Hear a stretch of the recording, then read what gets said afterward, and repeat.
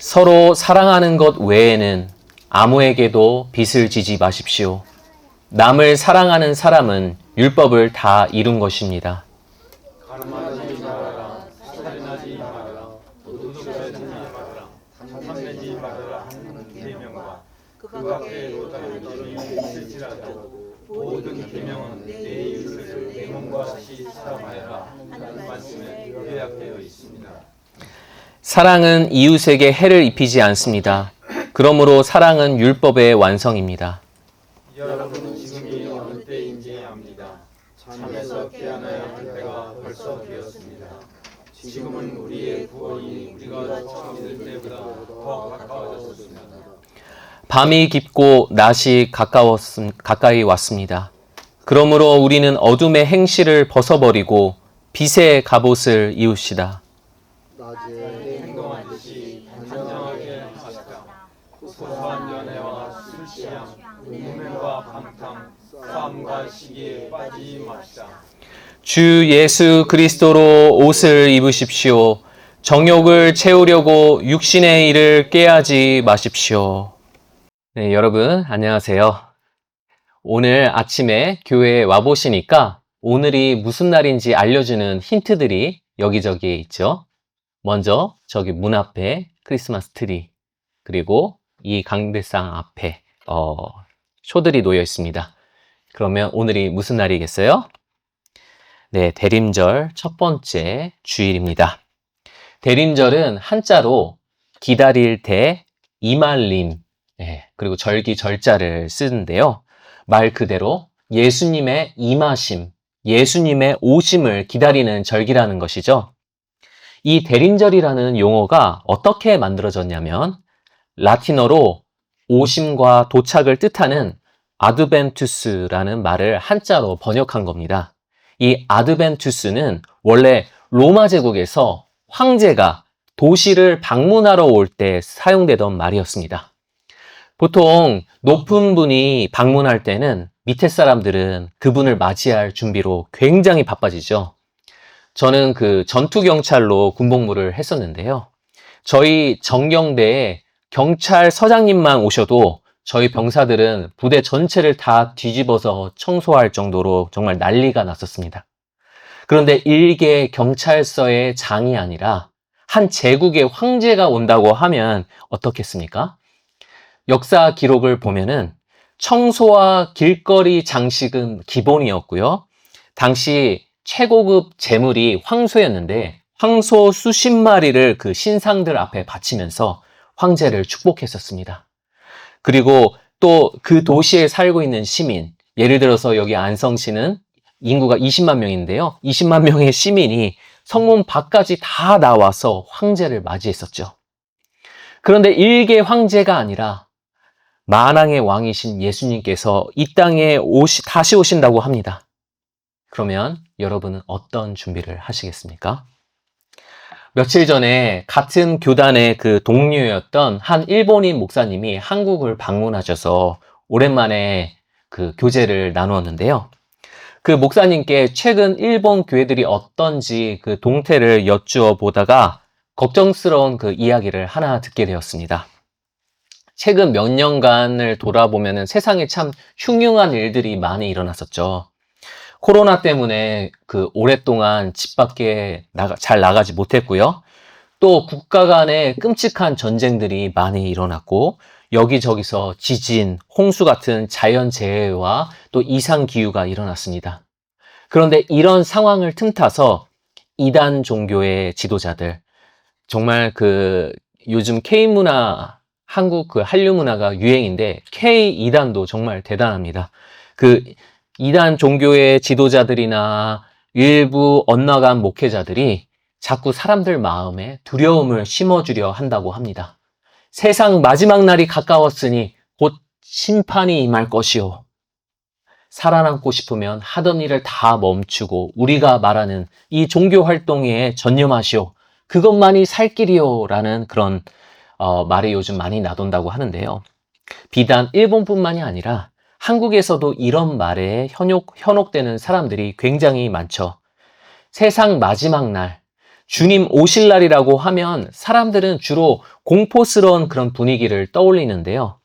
비장한 각오를 다지고 뭔가 특별히 준비해 놓지 않으면은 영원히 낙오될 것만 같은 그런 무시무시한 이미지가 많은 사람들의 마음속에 무의식적으로 깔려 있습니다. 오늘 성경 본문에서 사도 바울은 주님 오실 날이 임박했다고 알리죠. 하지만 이단 종교들이 말하듯이 그런 공포스러운 의미로 말한 게 아니고요.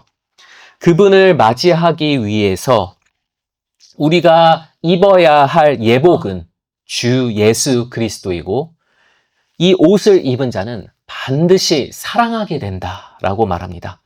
남을 사랑하는 것이야말로 진정 주님 오실 날을 예비하는 자의 모습이라는 것이죠. 하지만 이런 이야기에 황당해하는 사람들이 꽤 많을 겁니다. 아니, 종말이 가까웠고 세상이 혼란스러운데 고작 일상에서 이웃을 사랑하는 평범한 일로 충분하겠습니까? 뭔가 더 특별하고 위대한 일이 필요한 것 아닙니까? 라는 반문이 생길 수가 있죠. 하지만 바울은 사랑이야말로 이 냉혹한 세상 속에서도 우리가 오늘 희망의 초를 밝혔는데 이 희망을 간직하며 주님 오심을 고대하는 참된 삶이라 가르칩니다. 오늘 이 말씀을 통해서 주님 오실 날을 예비하는 그 참된 사랑이 무엇인지 또 어떻게 그 사랑이 우리 삶에 가능해지는지를 함께 살펴보겠습니다. 먼저 오늘 본문 바로 앞에 6절과 7절을 한번 보실까요? 한번 쓱 훑어보시면은 조세 그리고 요새 한창 화두가 되는 관세 이런 세금에 관련된 용어들이 눈에 띄실 겁니다. 로마 제국 안에 살고 있는 거주민으로서 세금과 같은 국가에 대한 의무를 충실히 이행하라는 이야기인데요. 세금은 어떠한 의미에서 우리가 국가에게 갚아야 할 빚이죠. 그리고 바울은 그 다음 8절에서 이 빚의 개념을 빌려와서 사랑에 대해 설명하는데요. 함께 읽겠습니다. 서로 사랑하는 것 외에는 아무에게도 빚을 지지 마십시오. 네. 이 말씀을 문자 그대로 해석해서 빚지는 건 죄라고 가르치시는 분들도 있고 난 대출이 많은데 어떡하지 하고 시험 드시는 분들도 있을 텐데요. 그런데 그런 의미라면 예수님이 너한테 돈 꾸려고 하는 사람들을 물리치지 말아라 라고 말씀하시지 않으셨겠죠. 아무에게도 빚을 지지 말라는 것은 빚지는 것 자체를 금지한다는 뜻이 아니라 일단 빚을 졌으면 내게 돈 빌려준 자를 존중하고 양심에 따라서 가능한 빨리 갚아 없애버리라는 겁니다. 하지만 빚 중에서도 절대 갚을 수 없는 빚이 하나 있는데 그것은 바로 사랑이라는 영적인 빚이라는 거죠. 사랑은 돈하고는 전혀 다른 성질의 것이기 때문에 영원히 갚지 못하는 상태로 남겨두라는 겁니다. 그런데 당시 유대의 종교 지도자들은 사랑을 마치 돈 거래하는 것처럼 여기고는 했었는데요. 그 대표적인 예가 바로 율법주의였습니다. 율법주의는 간단히 말해서 사랑 없는 빚갚기입니다. 다 함께 말해볼까요? 사랑 없는 빚갚기. 예.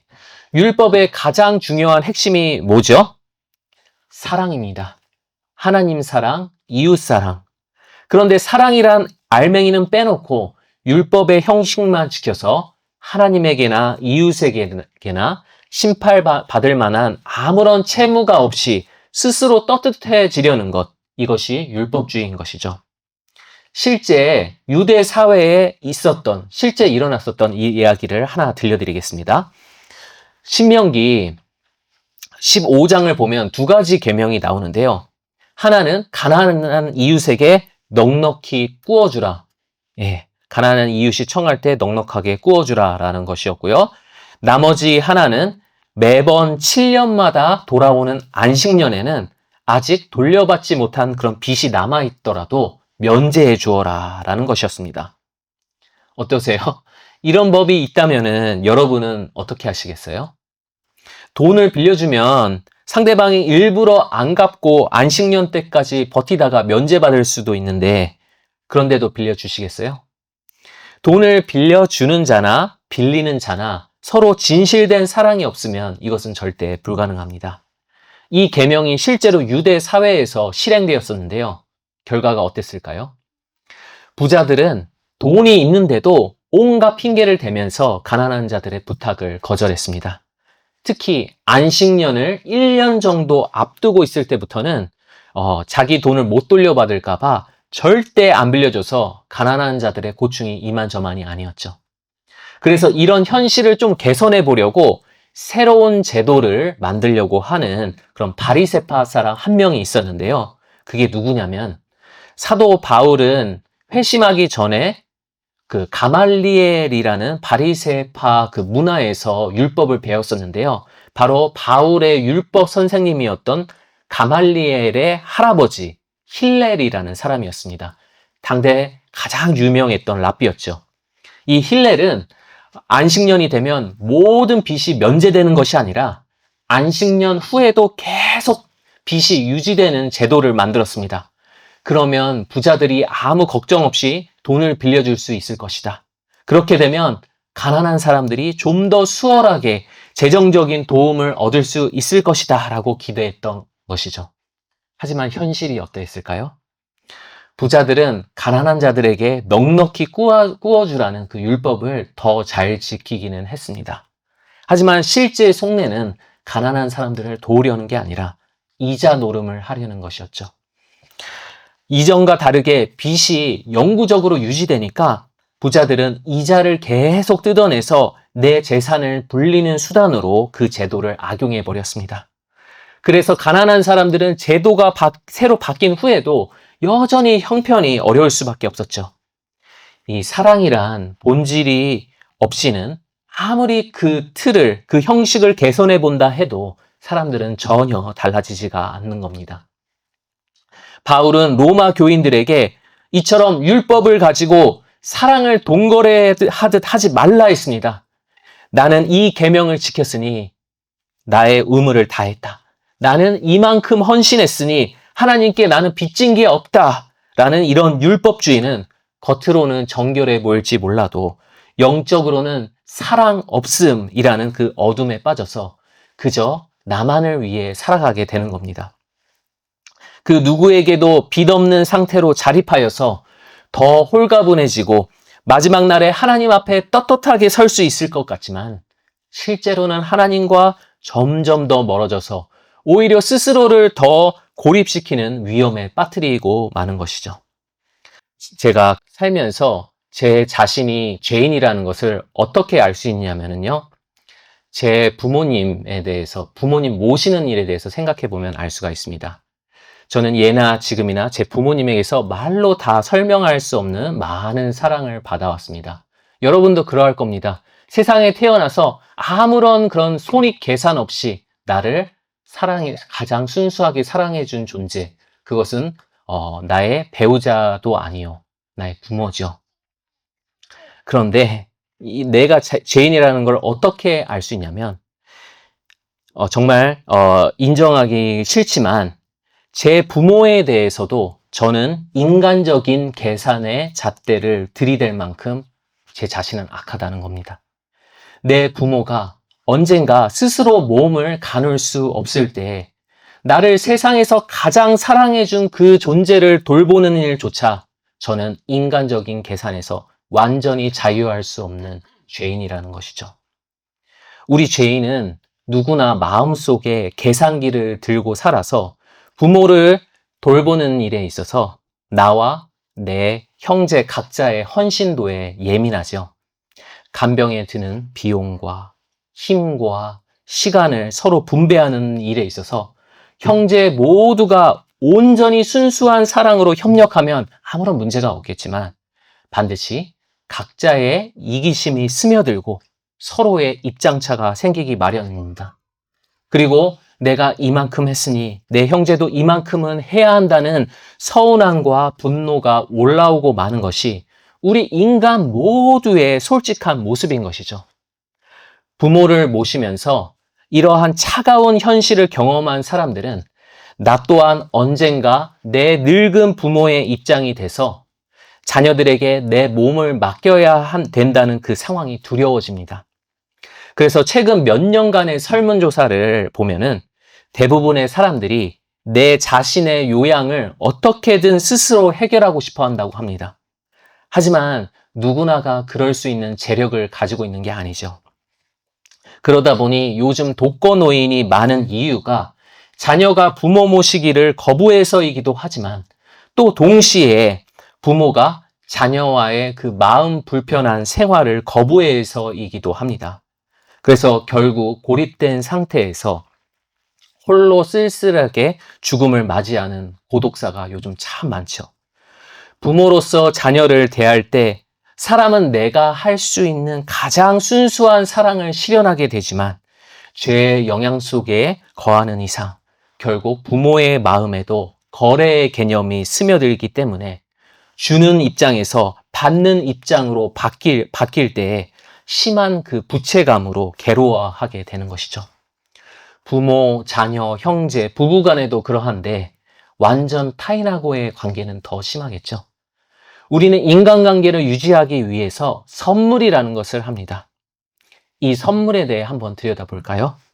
선물을 건네는 사람들은 대부분 내가 온전히 순수한 마음으로 선물을 준다고 생각을 합니다.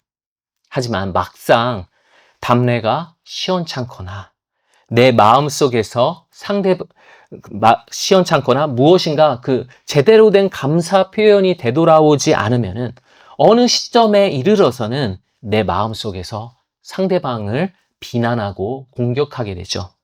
우리 죄인들이 건네는 도움이나 선물에는 내 호의로 상대방을 내 곁에 잡아두려는 보이지 않는 갈고리가 있는 겁니다. 사람들은 어른이 되고 인간관계의 경험이 많아질수록 이 갈고리를 더 선명히 느끼죠. 오히려 주는 게 편하지 상대방의 호의가 부담스럽게 느껴질 때가 많습니다. 그래서 사람들은 그 갈고리를 끊으려고 누군가에게 그 도움이나 선물을 받으면 그에 상응하는 무엇으로 반드시 되갚으려 하죠. 그리고 요즘엔 애초에 서로 빚지는 일이 아예 없도록 함께 식사한 후에 식사비를 각자 더치페이로 낸다든지 뭔가 도움이 필요할 때 지인에게 부탁하기보다는 유료 서비스를 이용하려는 그 문화로 점점 변해가고 있다고 합니다. 나 이외의 모든 이에게 진 빚의 잔액을 0으로 만들려고 하는 이러한 경향. 누구에게도 종속되지 않은 채 자유로워지려는 이러한 인간의 경향은 최근에 갑자기 생겨난 것이 아닙니다. 표출 방식만 다를 뿐 어느 시대에나 있었고 사도 바울의 시대에도 심했죠. 그래서 이 사도 바울과 동시대에 활동했었던 세네카라는 로마의 철학자는 이렇게 지적했습니다. 은혜를 입는 것은 자유를 팔아버리는 것이다. 네. 우리는 누구에게도 패끼치지 않고 빚지지 않는 홀가분함과 나의 스펙과 나의 재력과 나의 인맥과 같은 내 혼자만의 힘으로 굳게 서는 자립적인 삶을 이상향 삼지만은 성경은 그것을 고립이자 어둠이라고 부릅니다. 사랑이 식고 싸늘한 거래만이 남은 곳, 나 혼자만의 안정과 빚 정산을 도모하는 그곳이 바로 성경의 관점에선 칠흑 같은 밤인 것이죠. 이것이 바로 우리가 깨어나야 할 영적인 잠인 것입니다. 하지만 오늘 성경 본문 8절은 말하죠. 자, 함께 읽어보겠습니다. 사랑의 빚은 서로 사랑하는 것 외에는 아무에게도 빚을 지지 마십시오. 예. 사랑의 빚은 너희가 갚을 수 있는 빚이 아니다. 사랑에 있어서는 너희는 늘 빚진 상태로 남아있어라 라고 합니다. 무슨 뜻일까요? 이 말씀을 이해하기 위해서는 우리가 하나님께 진 빚에 대해서 알아야 합니다. 예수님은 그 주기도문에 대해서 주기도문을 이렇게 가르쳐 주셨죠. 우리가 우리에게 죄 지은 자를 사하여 준 것 같이 우리의 죄를 사하여 주옵시고. 여기서 쓰인 그 죄라는 말이 그 헬라어 원어로 무슨 뜻이었는지 기억나시죠? 네, 빚입니다. 빚. 그래서 영어 성경에는 한국 성경하고 다르게 이렇게 번역되어 있습니다. 우리가 우리의 채무자들을 탕감해 준 것 같이 우리의 빚을 탕감하여 주옵소서.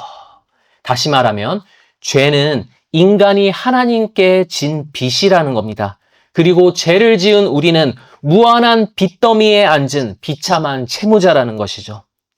우리가 이 죄의 빚을 다 갚고 채무자의 옷을 벗지 않는 한 내 안에 있는 이 육체의 정욕은 늘 나의 사랑을 방해합니다.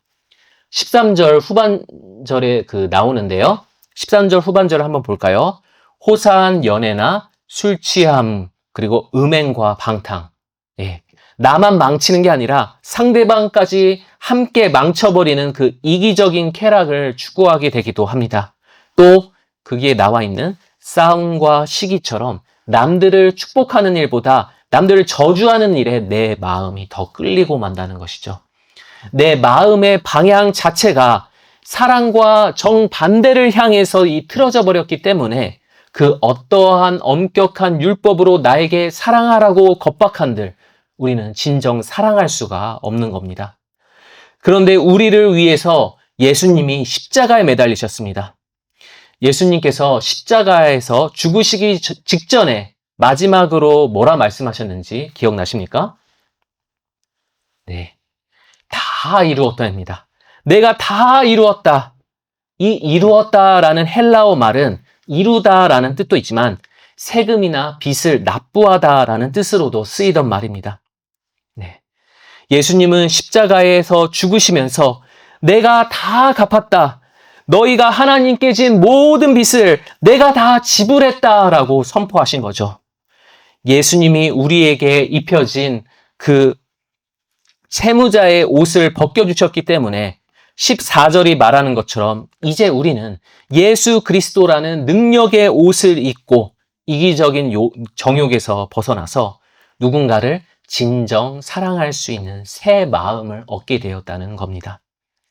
저는 이 말씀을 묵상하면서 고백록을 쓴 아우구스티누스라는 교부의 그 유명한 간증 이야기가 하나 떠올랐는데요. 아우구스티누스는 원래부터 거룩한 사람이었을 것 같지만은 실은 사랑이 뭔지를 몰라서 오랜 세월 방황하던 사람이었습니다.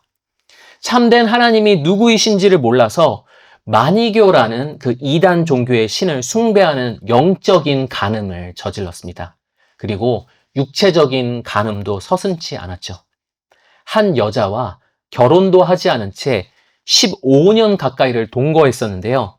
그 여자와 사귀게 된 동기는 사랑이 아니라 그저 정욕을 해소하기 위해서였다고 고백록에서 고백하죠.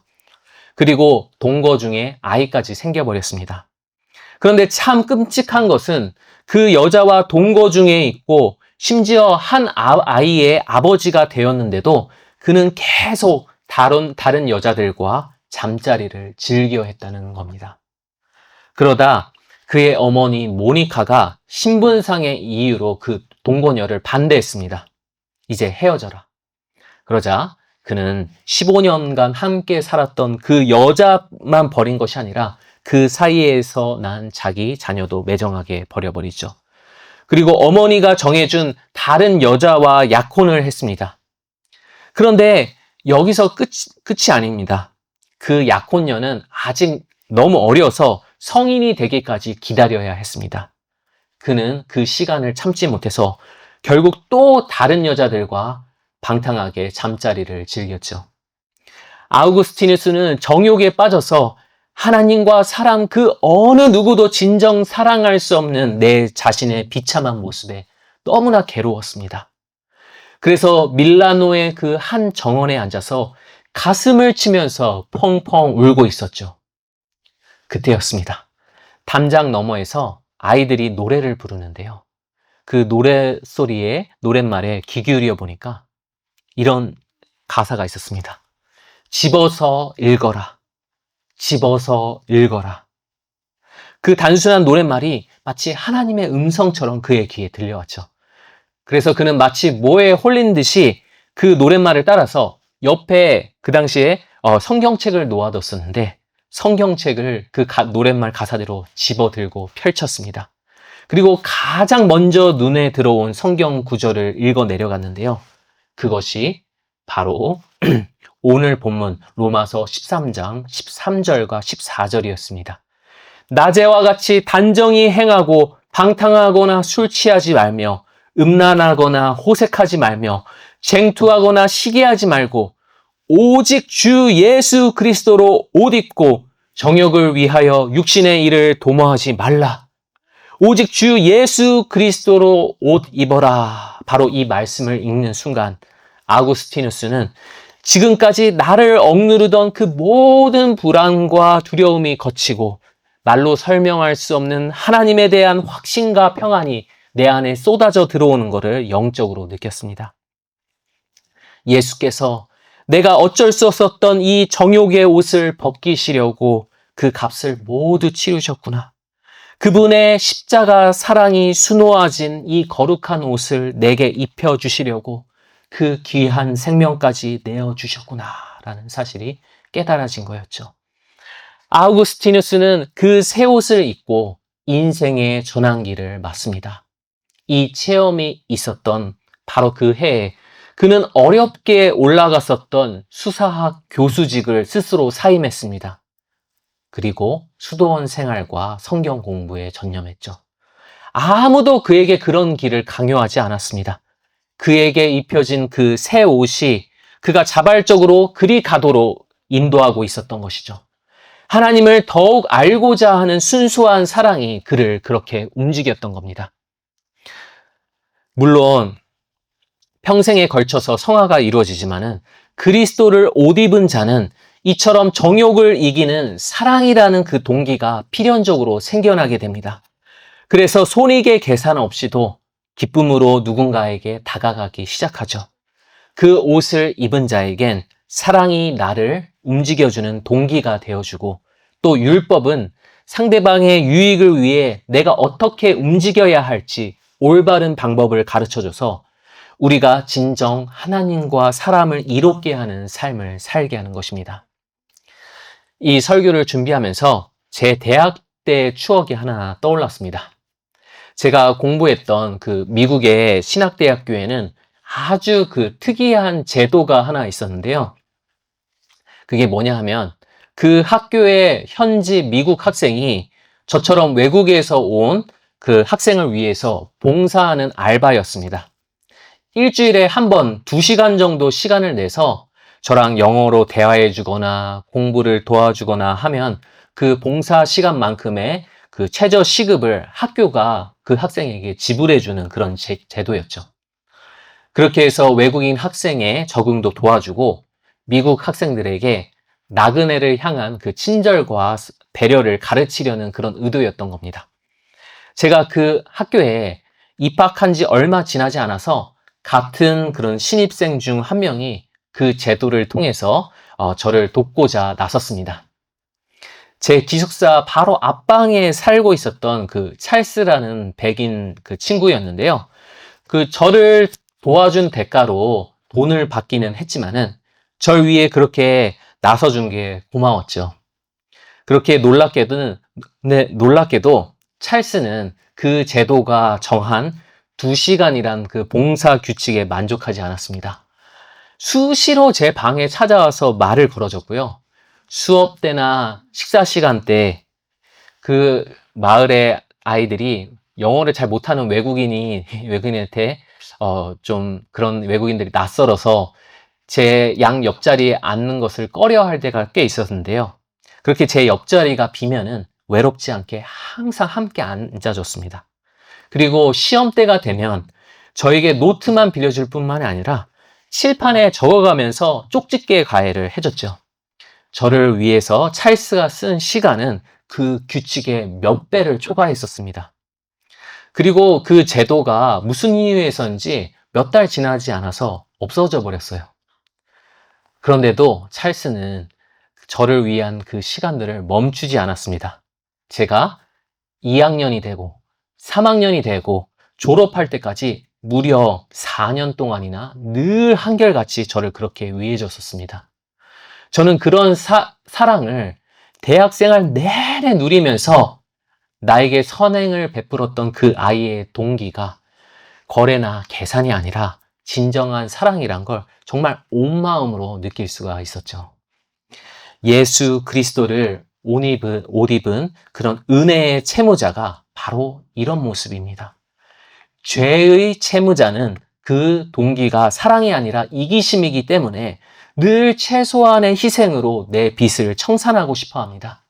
그 제도가 정한 딱 2시간이란 그 율법의 틀에 집착해서 단 1분도 오버하지 않으려 하죠. 하지만 은혜의 채무자는 계산으로부터 자유합니다. 내가 하나님께 진 은혜의 빚이 셀 수 없이 무한하기 때문에 더 이상의 셈은 무의미할 뿐 그저 감사할 따름이죠. 그래서 내가 빚진 상태로 남아있는 게 전혀 불편치 않고 갚고 또 갚아도 그저 기쁩니다. 찰스는 그 때문에 2시간을 수십 배, 수백 배 넘어서 외국인인 저를 돕고 또 도와도 그저 기뻐했던 거겠죠. 이것이야말로 그 제도가 세워졌던 진짜 목적이 성취된 아름다운 풍경이었습니다. 마찬가지로 사랑이란 빚은 내가 하나님께 받은 것이 너무 많아서 갚고 또 갚아도 기쁜 거룩한 빚인 겁니다. 그러므로 사랑은 율법을 폐기하는 것이 아니라 오히려 그 율법의 요구를 차고 넘치게 채움으로써 율법을 완성하는 것입니다.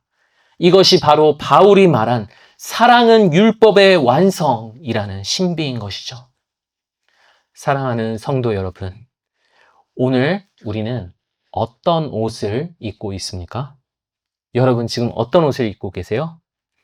여전히 차가운 계산기를 두드리며 내 빚없음을 증명하려는 율법주의의 옷입니까?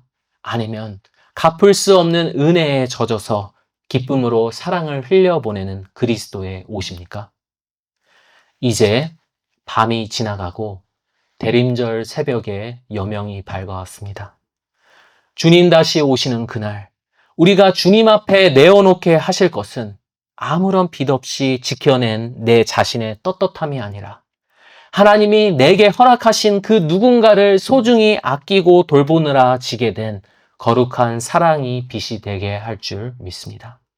두려움이 아닌 설렘으로, 고립이 아닌 뜨거운 사랑으로 우리 왕의 오심을 예배하게 하실 그분의 놀라운 은혜를 찬양합시다.